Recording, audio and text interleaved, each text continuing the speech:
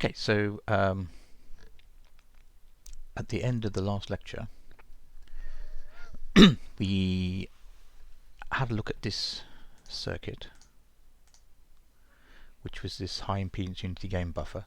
And this was sort of an introduction to how FETs might be useful, because we've effectively generated a high impedance, dynamically high impedance resistance from a constant current source, which is just a FET.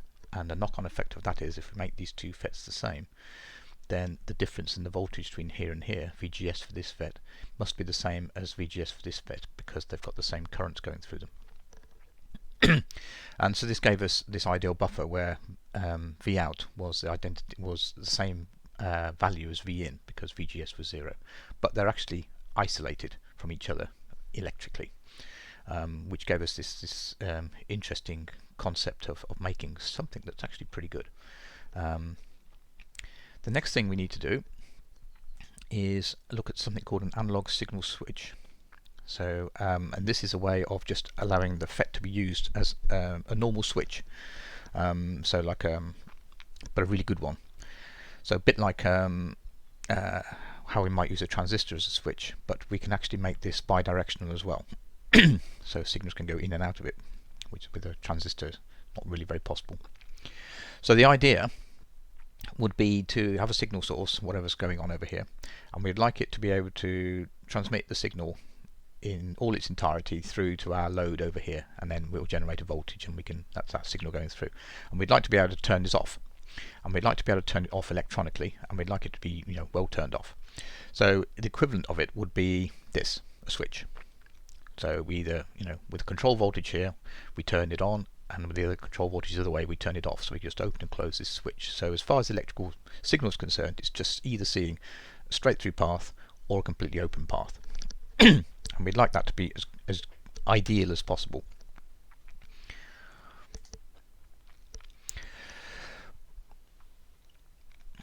So if Vin happens to be a small signal,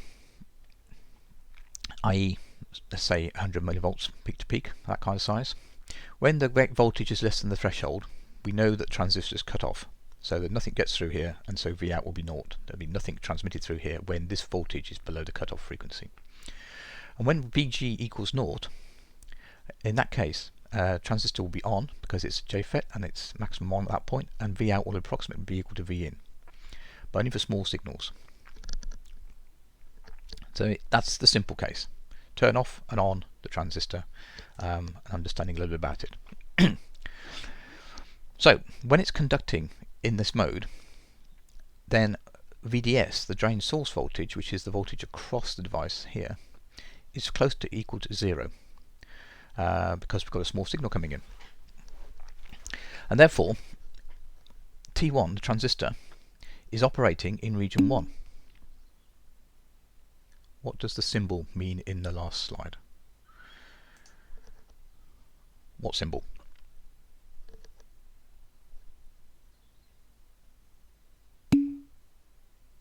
Vout equals Vin. Oh, that. Approximately equal to Vin. It's close enough, yeah? It's not exactly equal, because there's obviously this thing in the way, and it's got a little bit of imperfection, but to all intents and purposes, Vout is equal to Vin, because this is its minimum resistance. Right, so because of the conditions we find ourselves operating in, we are operating in this region down here, where VDS is very small. Okay, VDS is the voltage across this thing, and because the input voltage is very small, the voltage across it is going to be very small. So we're operating in this region here. And in this region here, we've got this linear relationship between VDS and ID, which is the voltage across it compared with the current going through it. And if it's a linear relationship, then we can say that that's effectively an Ohm's law relationship. As VDS increases, ID increases in a linear fashion. That's Ohm's law. So the slope of this is actually the equivalent of 1 over the resistance of the device, because we're operating in this linear region here. Okay, we're not in this region. We're not in the constant current source region. We're in this bit down here.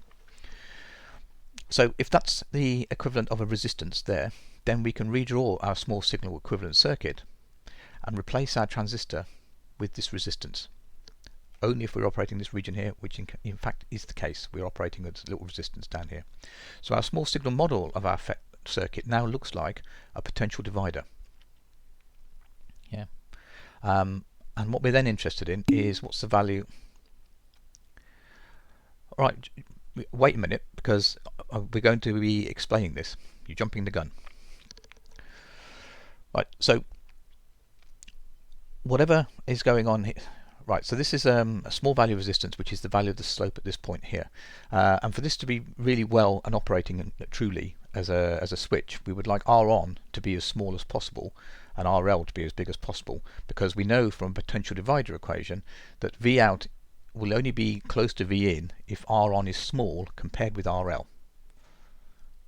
Yeah, if R on is big compared with RL, or the same kind of size, then V out will be a significant fraction of V in, and it won't be equal to it, obviously. So what is the value of R on? Basically, we're looking for the slope at the origin.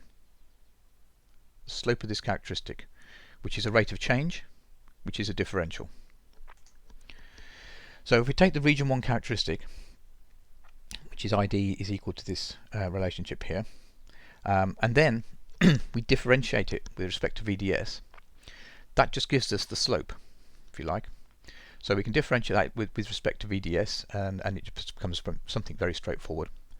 Remember, it started off as a quadratic equation, so we're going to expect it to become a linear one, which is what we wanted. And then, so having got the differential of this, we can then say, well, what's its value when VDS equals 0, which is, what's its value here, the initial start of the slope, because that's pretty much what we're looking for. So we set VDS to equal 0, and if you set VDS equal to 0 in here, you get a value of K VGS minus VT. Okay, and therefore the resistance at that point, the slope, or 1 over the slope, is just 1 over whatever that is, which boils down to 1 over K VGS minus VT. Okay, so and that's how we get the slope and the value, therefore, of the on resistance of this device for very small values of input voltage. So, as an example then, let's take our 2N3819 again. We've got K equal to 1.6 times 10 to the minus 3. We're going to set VGS equal to 0 for maximum on. That's the best we can do with it, which I think probably answers Sam's question. And the threshold voltage we know from the datasheet is minus 3.5. So if we put those numbers into the equation that we got from the previous slide, 1 over K VGS minus VT, we get R on is equal to 178 ohms. So the on resistance of this switch, the best we can hope for is 178 ohms, which is the slope near the origin. And for good transmission, therefore, the load resistance needs to be big with respect to that. And the definition of good in this case is, it's arbitrary. You can make up your own definition of good if you want to, but my definition of good in this case means that transmission through excuse me, is 98% or so. So I've said that the value of the potential divider, RL over R on plus RL, must be bigger than 98. This ensures that VDS remains small and that this resistance is then true. Right, so we're saying this has to be small, and if this is calculated at 178 ohms, then this needs to be big with respect to 178 ohms, our load. If it isn't, then VDS isn't small and all bets are off. So as long as that's true, and hopefully we've got control over RL, we can make it true, then everything is fine.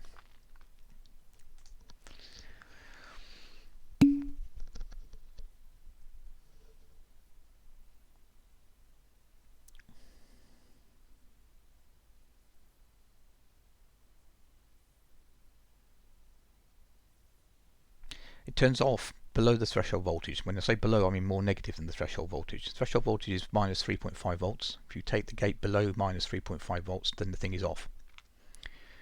So you're only operating between minus 3.5 volts and 0 for the gate voltage. And we want to, and on is when the gate voltage is effectively 0, and off is when the gate voltage is less than the threshold voltage, which is less than minus 3.5. In answer to Tam's question, in case people wondering what I'm talking about. Okay, because we're talking about JFETs here. So the small signal model for the FET in region 1 with VDS approximately equal to 0, so when it's operating a resistor, can be cast as this, where it actually just looks like a resistor of value RDS with the value of the resistance being given by this. So this allows us to recast our small signal model only for these conditions to allow it to look like a resistor. So this is what it looks like in the region 1 with low VDS. So it's actually quite a simple model, just a resistance, and it's just to do with the slope of that characteristic at close to 0. Now the problems with using the JFET as an analog switch, for good transmission, as we've just established, we want the resistance as small as possible, therefore VGS as large as possible, and for JFET VGS is not really allowed to go above 0 to all intents and purposes. We can go a little bit above 0 because remember it's just a diode that's starting to turn on. So we can go a little bit above, but as soon as we go much above that, it stops acting as a transistor. So it says here, if we think what happens when V in is not small, we get a problem. So if V in is if we've got VGS of 0, but we put a V in of a couple of volts or so, then actually because V in is affecting VS, then VGS is allowed to go positive because it's a relative measurement. So basically what we're saying is that with a gate of 0, we're constrained to very small signals, and that's not very good if we want to make this into a general purpose switch. We would like it to operate for bigger signals as well.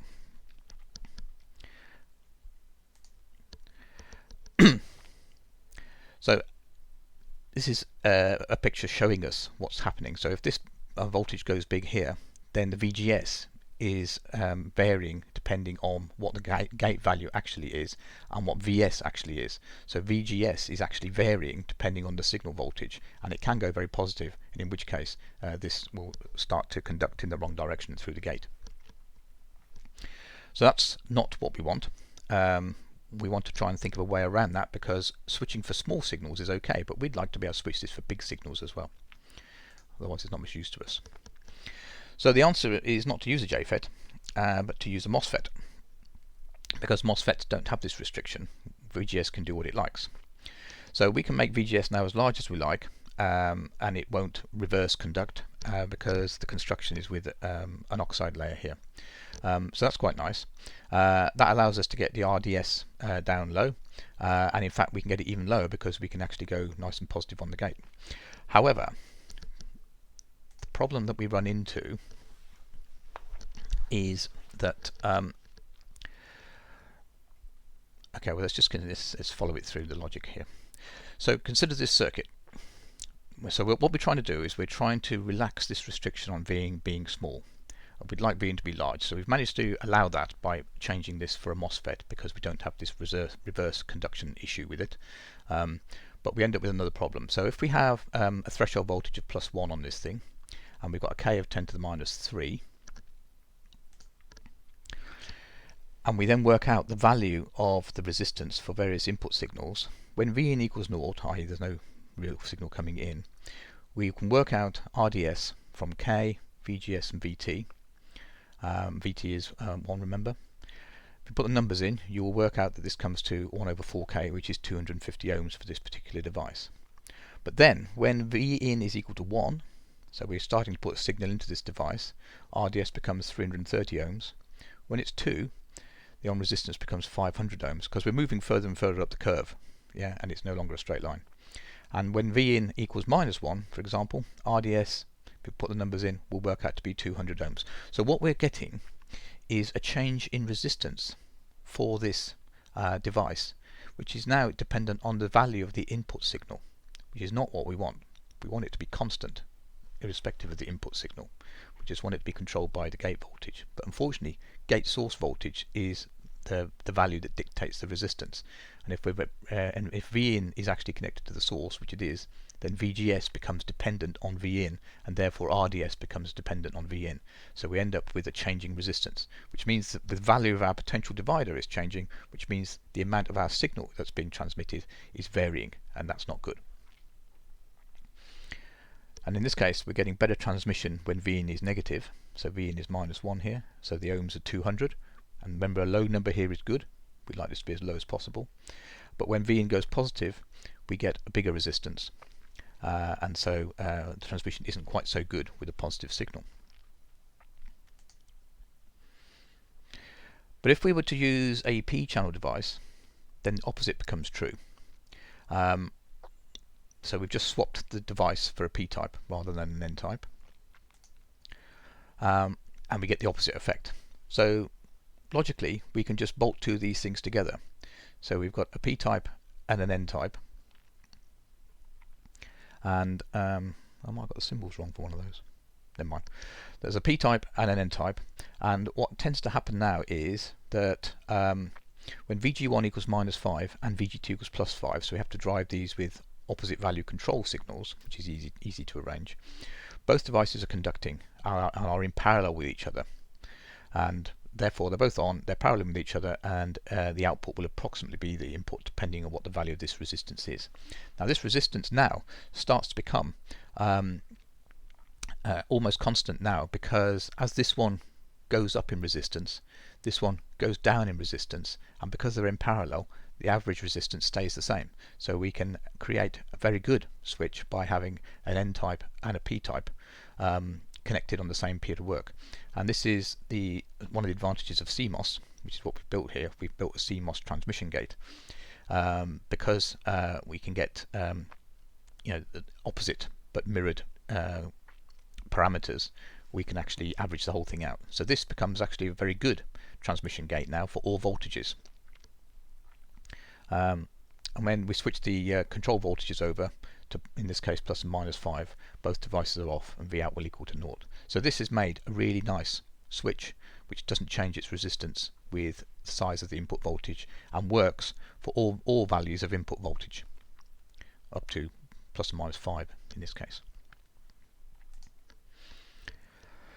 So in words, as V in gets more positive, T2 gets stronger, but T1 gets weaker in terms of their transmission, and as V in gets more negative, T1 gets stronger, but T2 gets weaker.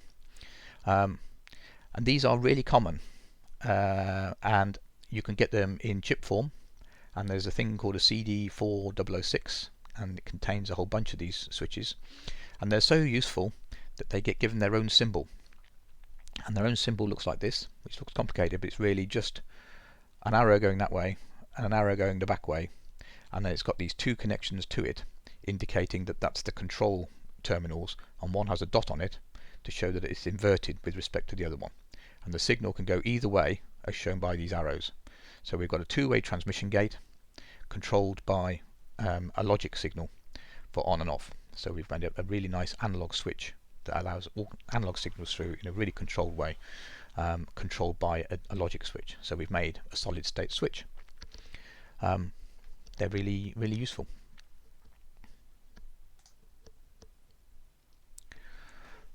Okay, so that's the analog switch. Very useful thing, a good idea. The MOS transistor as amplifier is the same thing. So the difference is we're not using a JFET as an amplifier. We're using the MOS, which is the device that's got the insulating layer.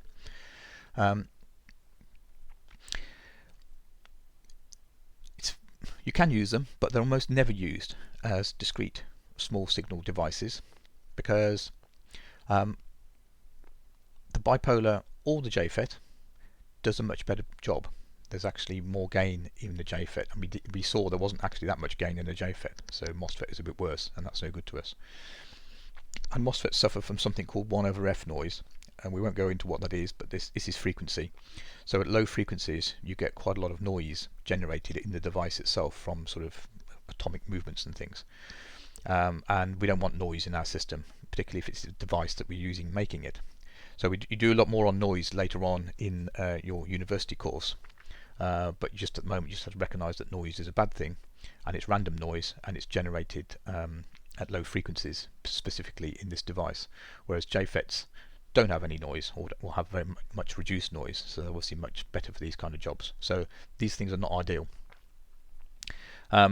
So they're only really used in the front end of TV sets, and probably even not that much these days. But you can do it. If the only thing you've got in your box is a MOS transistor, then you can do it, but it's probably not anything you'll ever do. So just be aware that you can do it, but it's probably not such a good idea. See, that was easy, wasn't it? That was a whole point of the syllabus covered in 2 minutes there. Right, now this is where it starts to get really interesting. So, feedback. Now we've touched upon feedback when we were trying to stabilize our bias conditions and introducing emitter resistors and then trying to bypass them. So we were trying to keep things stable for variations in our transistors, so that we could just plug a different transistor into our circuit and it wouldn't make any difference. So that was an introduction to feedback. So we can more formally introduce feedback by looking at a structure like this. So we've got like an amplifier, if you like, and a certain amount of what's called feedback. And what happens is a part of the output signal is then fed back through this network, usually resistance also, and then subtracted from the input to try and stabilize the output against variations. So why is this useful? Oops. Well, let's just analyze what happens in this sort of circuit here. So we can say that the output here is equal to A, whatever's in this box, which has a transfer function of A in this case, multiplied by whatever the input signal is. So input signal times A equals S out. Okay. But SE is equal to our real input signal subtract our feedback signal. So we replace SE with SI minus SF. Yeah, and SF is equal to S naught times B. So we can make that substitution in here. And then all we need to do is rearrange S naught equals A S1 minus B S naught in a form where we've got all the S naughts on one side, so we can say what S naught actually is. So if we just do some simple rearranging of this and collecting of terms, we end up with S naught, the output signal, is equal to A times SI, which is good, divided by 1 plus AB, where B is the amount of feedback we've got and A is the gain of this, which is great. So now we can say that the gain of this whole system, the relationship between the output and the input of this whole block, is S0 over SI. So we just divide by SI, and it's A over 1 plus AB, where A is the gain of this amplifier block here, and B is the gain, if you like, of this block here. And if we can make A, this A here, really, really big, compared with B anyway, then we can make A over 1 plus AB be approximately equal to 1 over B. Okay, right, because if A is large, then AB is going to be large with respect to this. So it becomes A over AB, and then the A's cancel, and we end up with 1 over B. It's this old trick. Now this is really, really powerful if we can make A huge. So that means, and this is the important point, that under those conditions, it doesn't matter what A is. Yeah, A equals 100. If B is small, it's great. Or A could be 1,000. This answer is pretty much the same if B is, a fraction of it, if A is big. And so what this allows us to do is make a system that has a very controlled gain, the overall gain of this, but it doesn't depend on the fundamental gain element of our amplifier. This can be as huge as we like, and it doesn't make really any difference to the overall performance of this amplifier. The gain is going to be lower because the gain is now defined just by this component here, but it's controlled. So we can bung any old amplifier in here that's got a high gain, and the overall performance of this system will be the same, defined by 1 over B. Right, so I've labelled that point. Learn this block diagram. It's going to be the most important thing that you probably learn in engineering, and I imagine if you've been going to Paul's lectures as well, you're probably quite familiar with this already. So it's just dynamic systems in many ways, but you can apply this to all kinds of systems. Okay, so that's going through that. So feedback. So the upside of that is we get a very stable gain because it's defined just by the feedback, which hopefully we have a lot more control over than the amplifier itself, because we've seen it's quite tricky to make amplifiers that have a controlled gain. But what we can do is make amplifiers that have a huge gain but it's not very well controlled. Right, so the gain becomes independent of the amplifier block. The downside is that the overall gain is reduced, but we've got good control over it. So we'll trade this wild uncontrolled gain for a controlled gain that's of a lower value. Because it's easy to make amplifiers with large but poorly controlled gains, and we don't really ever want that. What we really want is a gain that we know what it is. So this sounds like a good plan to me. So we've just parked that for a minute, and we've considered the idea of NMOS and PMOS transistors in a combination, and we made a transmission gate originally with them in parallel. If we can use NMOS and PMOS, which we know now is CMOS, in series, we can make something called an inverter. So you may have seen this in some of the logic systems. So we just take a MOSFET, a P-channel, P-type MOSFET, and an N-type MOSFET, and instead of putting them in parallel like we did for the analog gate, we bung them in series. And now we've sort of got what looks a bit like an amplifier. We've got V in and we've got V out from this thing, and we've got supply voltages connected to this thing. We've got two transistors operating in series. And in this case, when V in is low, the top transistor will be conducting, but the bottom one will be off. And if this one's conducting, then this voltage here will be connected to this point here, and we'd have output is VDD. Likewise, when we invert the input signal, when V in is high, the top transistor will be off and the bottom one will be on. So V out is going to be pulled low. This connection here will be connected through here to ground. It's not connected to this, so this output will be dragged down to 0. So the output is the opposite of the input. So we've made an inverter, and this is a logic circuit, logic inverter. And it has its own symbol, which is a single transmission with an inversion dot on it. Only one transistor is ever on, so no current flows through here. It's either just the voltage is either dragged here or dragged here. And the only time current can flow is during the switching process, because that's the only time that there can be any connection through these things. And it's similar to, if you've come across these things, a Class B push-pull amplifier. You might not know what that is, in which case don't worry about it. We can use this logic gate. These are logic gates. These are switching circuits, but we can use them as an analog component if we know a little bit about these transistors. Because we understand transfer characteristics of MOSFETs, so we can start to see what's going on. So I've put this into the simulator to make it easy. So I've just put this two transistors into the simulator, and I've applied a signal in here, and I've worked out the transfer characteristic. And the transfer characteristic is the relationship between the output here and the input here. And you can see that this is the inversion process.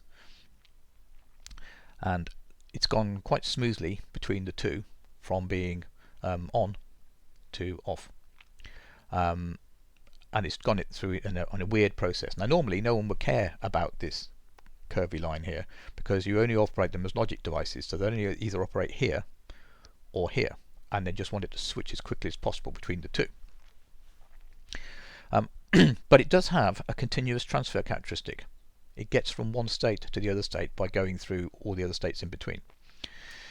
Notice that the slope in the middle is very steep. Okay. This means that the gain at this point is very, very high. a very small change in input gives you a very large change in output. But it's not very linear. There's no way you can describe this as linear. It's sort of reverse S-shaped. But feedback, we said, was very good at linearizing very high gain amplifiers at the expense of overall gain. The advantage was if we make the gain high enough, feedback removes the gain term from the transfer function. And what we've actually got here in this logic circuit is a very high but poorly controlled amplifier in terms of gain. The gain at this point is going to be very high, and it's going to be still quite high here but different from here, so it's uncontrolled and a bit variable. By applying feedback, possibly we could make a reasonable linear amplifier.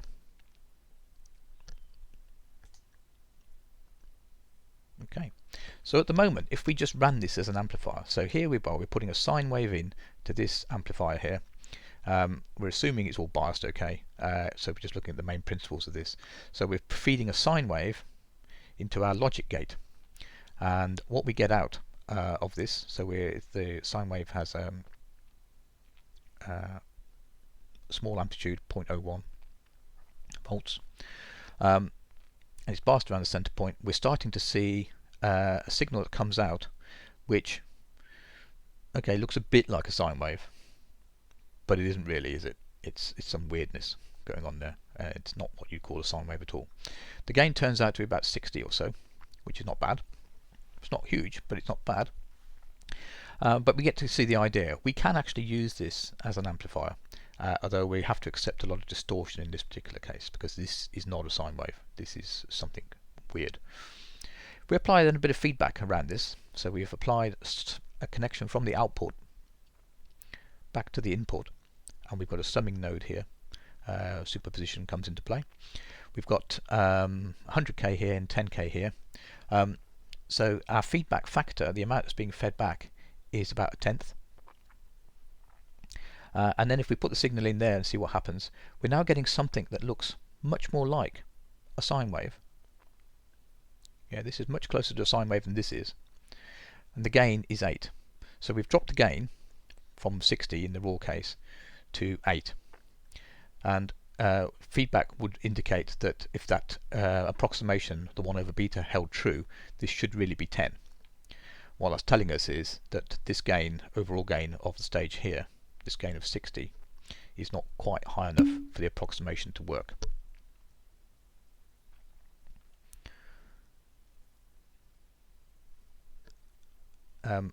Don't worry about the biasing just yet. These things are actually quite self-biasing. So just understand the principles at the moment. Okay, there's a lot of complexity in these, so I'm trying to just get the main points over to you. So the idea is we've got a bit of feedback coming in here, and we've managed to control the gain. We've reduced it down, and we've got something that looks like a sine wave. So we've got rid of the distortion, but we've dropped the gain.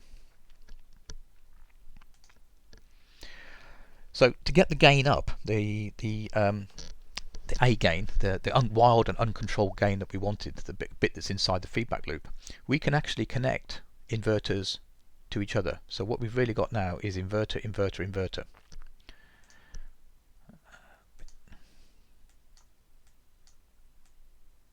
So we've got an inverter connected to another inverter connected to another inverter, and then we've fed back with a resistor into here, another resistor into here, and our sine wave coming in here. So this is the gain block, and this is the feedback. The feedback is the fraction of the output voltage that's presented to the input, and this is a potential divider. And this has a gain of 60, we know from the previous slide.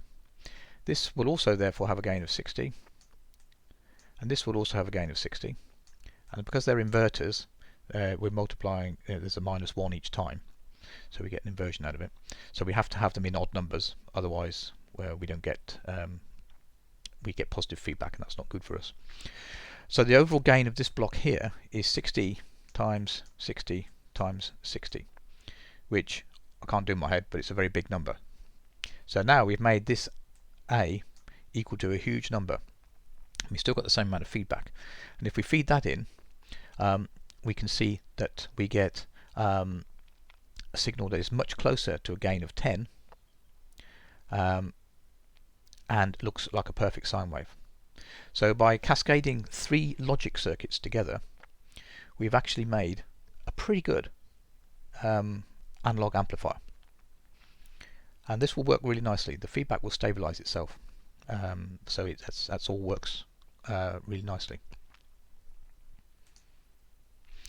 And once again, this is so useful, you can buy them in a package. There's a device called the CD4069, that's just one example of it, and inside each one of these logic gates looks like 2 transistors, you can see here, and they've got a couple of diodes in here to protect against reverse connections, so these aren't really part of the circuit, but fundamentally it's just this bit, and they come in packs of 6, which allows you to make a stereo amplifier from one side, well, mono amplifier from this side, because that gives you your high gain, and then another amplifier from this side.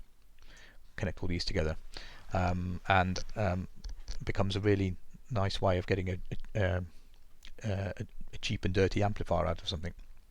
Of course, you can use them as logic gates as well if you want to. That's their main objective. Just convenient that there's 6 of them, which allows you to make an amplifier as well in a single package. Quite neat.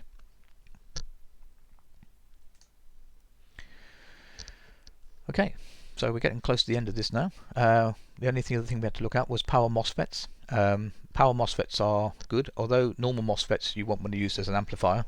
Power MOSFETs are very good for current gain stages.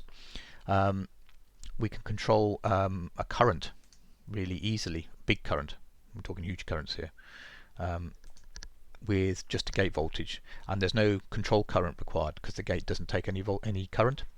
So we can switch very large currents with a big power MOSFET quite happily. They're not going to be used for generating voltage gains, but for switching large currents, which is effectively a current gain, they're really good.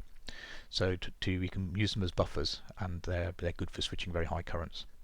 If you have to switch even bigger currents, then you just parallel a few of them up.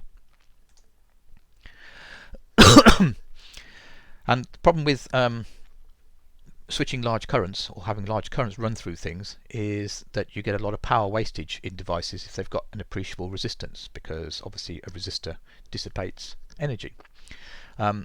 So a power MOSFET, for example, this BUZ71, the important parameter here is it will take 14 amps through itself quite happily and only cost you 70p or so. And if you calculate it, no, thyristors are used for usually switching MOSFETs on and off. So RDS on for these type of devices is 0.1 of an ohm or so. So that's really low. Remember, for our other signal MOSFET we were at 178 ohms or so. If you put significant currents, or try to, you will get a lot of dissipation and then it will get really hot. In this case, with an on of 0.1 of an ohm, dissipation will be much lower, so these things won't get too hot. And that's with 9 amps running through it as well. So you can calculate the power through this thing if you wanted to. Okay, there's lots of other stuff in here that you're probably not interested in. They do tend to require higher than standard logic levels to switch the device. So quite often you use a little FET to turn the big FET on and off. So you end up with a cascade of devices. But cascading of transistors is something that gets looked at in the second year, so just be aware you can do it. So there are power MOSFETs, they switch large currents, and their main difference is that they have a very small on resistance at low gate voltages.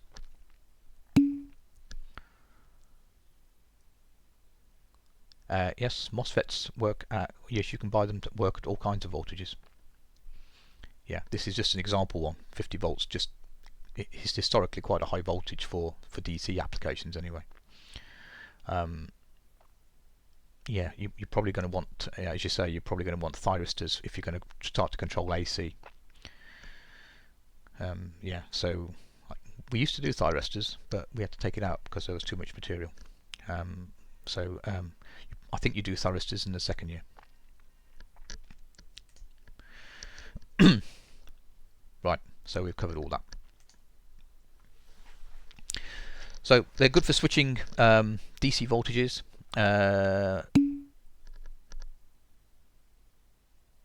Yes, you would use triacs and diacs for AC. Yes. So this is all DC stuff. Very commonly used in medium voltage. We can say 12 to 150 volts, but you can extend that to 220 volts if you want to. I'm sure you can find them for those voltages, but you wouldn't be. You'd be trying to make sort of analog transmission gates at AC, so you would be better off going for triacs and diacs at AC voltages. Okay. Fast, cheap, no DC input current required. And this is the critical one. Okay, they're very easy to turn on and off. You can switch very large currents with no real input drive, and that's the drive behind it. If there's interest in triacs and diacs, I'll have to just check that they are covered in the second year. Make sure that it's there for you. Okay, yeah, some note to myself. Right, so for example, if you want to make something for your car, example, we can switch something between 0 and 12 volts, load on and off. So we just got a voltage to switch this, and we just got a power MOSFET here. We can just turn it on and off, and we have a load that's either current flowing or current not flowing, depending on whether we switched it or not. So it's very straightforward. If there's any kind of inductive load in here, like a motor or something, then you have to make sure that you've got a protection diode across any devices, because when you switch an inductor, inductors don't like having their circuits broken really quickly, and they generate very large voltages across themselves. So you need to allow a path for any spiky currents to get to ground. So we protect our systems with diodes there. But when you start to do courses on motors, this would be emphasized lots. There's always more to these things than meets the eye, unfortunately. Or we can have a power amplifier, which is a common source type arrangement, where we're just connecting it up as a straightforward sort of amplifier and just switching the currents through. So you can just use them as normal transistors if you want to. That's what it's saying there. Right, so we just finish off. Have I been cut off? Am I back? Right, can you still hear me? You're back now. Okay. Great. Okay, so we just finish off while the internet holds together. A few useful points about FET switches, and you'll find this, I think, a bit useful going forward. Am I still gone?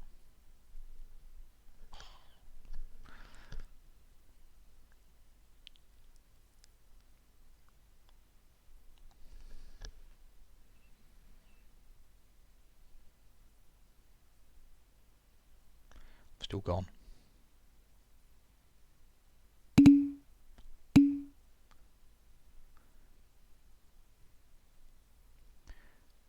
Right, am I back yet? Am I here again? I think I'm back. Yes. Okay, good. Okay, right, so the last 2 minutes, let's get this finished off while everything hangs together. So a few useful points about FET switches. So this is actually quite useful for you, practical stuff. So there are lots of FET devices around. They are good for switching as they require little gate current, okay, unlike our bipolar transistor, which does require its base current. There is a wide range of threshold voltages available, so they are useful for logic level switching, but you have to make sure you get the right ones. So it's important you get the right threshold voltages for the job in hand. And enhancement devices, so normally off devices, are a lot more popular than depletion devices in single packages. It's actually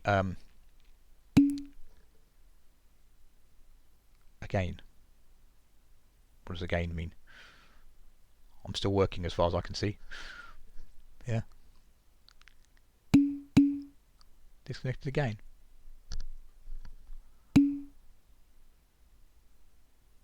Am I disconnected? Back again. Oh, it's getting very back now. Yes. Oh, it's getting very flaky this morning, isn't it? Okay, well, we're nearly there. So enhancement devices. So when you get the recording will be continuous. I won't have dropped out, so you can always go back and review any bits that are briefly missing there. So switches. If you want to make a switch for a circuit and you've only got a single MOSFET, enhancement devices are the ones that are usually available to you. It's difficult to buy depletion ones, and they are normally off. So to control load from the low side, you can use a connection like this, as we've seen quite a lot. So we use VC as the control voltage, which is this voltage here. So this source here is our on-off switch, which is controlling this switch to make it go on and off. And we can control that from, say, a microprocessor or something. And there's no current drive, so there's no load on this, which is great. When VC is high, the transistor is on and current flows. So we've managed to turn this on. So VC is high, the current flowing through R1 is whatever it wants to be in this case. And then we can turn it off with the other thing. So if we want to control the high side, so we're switching, this is called the low side because it's close to 0. If we wanted to switch in this bit here, then we have to use a P-channel device. Okay, blah blah blah blah. Yeah, you don't have to worry about that. So we put a PMOS in the top part of the circuit, and now VC is referenced to the positive voltage. So this is the switching voltage reference, and we can switch that when current now flows when VC is low, because when VC is low, we have a big voltage difference between this point and this point, which is what turns this PMOS transistor on. So we've had to invert our switching signal. So can we get this the other way around? In other words, can we get the current to flow while VC is high, but still controlling the high side? Because that's quite a useful thing to want to do, believe it or not. And then we have to start to cascade these devices together. So we have another enhancement device here. So in the first transistor, VGS is referenced to ground. So this is our reference point. So if this goes high, it's on. If this goes low, it's off. And the second is referenced to VDD, same as before. So this is the difference voltage that's interesting for the switching purposes here. So the first device turns on when the input is high, which causes the gate of the PMOS to go low because we turn this on. This point gets dragged down to here. This makes VGS to the PMOS be large, because if this point has been dragged down to ground, then the difference between this point and this point is the 5 volts, and this turns this one on. And then we can flow. So we've managed to get the logical control with reference to 0 here, and we've switched the main load in the high side, which is a useful thing to have done. You could, of course, have achieved this with a single depletion PMOS device, but they're actually quite tricky to buy, and there is no real choice, so you might find you can't get them with the right threshold voltages for the application you're interested in. So this type of circuit for controlling high side is quite common. So and you might see it like drawn like this, because you can see that what we're actually doing is controlling the power to a circuit or system over here by a logic signal down here. So this is the switch. So we're switching on the upside. This is what's called switching on the high side. And this is how you achieve it with commonly available FETs. So it's a common thing to want to do in all kinds of projects that are controlled by microcontrollers, but it's not often it's not quite described anywhere as sort of obviously as this. So if you're looking for switches, and you might not understand the differences between VGSs and things at the moment, but at least you'll be aware that there are some comments in these notes, these first year notes, for how to switch things. So when you actually get onto building projects and stuff and you're thinking, how on earth do I switch this with the transistors I've got, you can at least refer back to these notes, read them in a bit more detail, and hopefully it will help you solve those problems. Right, so that gets us to the end of FETs. So that's quite good, apart from the breakage down of communication halfway through. When we come back after Easter, we will be moving on to the last part of the course, which is op-amps, which makes a lot of use of the feedback. So just take a couple of minutes to reflect on that feedback stuff that we did. We do op-amps, and they're really good. And the last 5 slides are not on the internet. Well, they will be, because I'll just make sure everything's up to date. I do change these things as we go along occasionally, so I'll check what version you've got on the internet and make sure it's all up to date. Okay, so I'll put them on the internet. It'll all be up to date. And okay, so we do op amps, and then we're basically finished. You can do the coursework, well, you have to do the coursework now. Make sure that gets handed in. And you may have noticed there's I think I put up a survey just to see what we do after Easter, because at the moment we're not completely sure what we're going to be doing after Easter. It may be face-to-face, it may be partial face-to-face recordings, it may be recordings, but you get your opinion can go into the hat. So if you just quickly just do that survey, it's only one question saying what would you like. It gives us some idea of what your feelings are about this, and we can try and take those into account, but we're not going to be able to keep everyone happy, I'm sure, but we'll do our best to keep the majority of people who have expressed an interest happy. Okay, so have a nice Easter, and hopefully see you afterwards.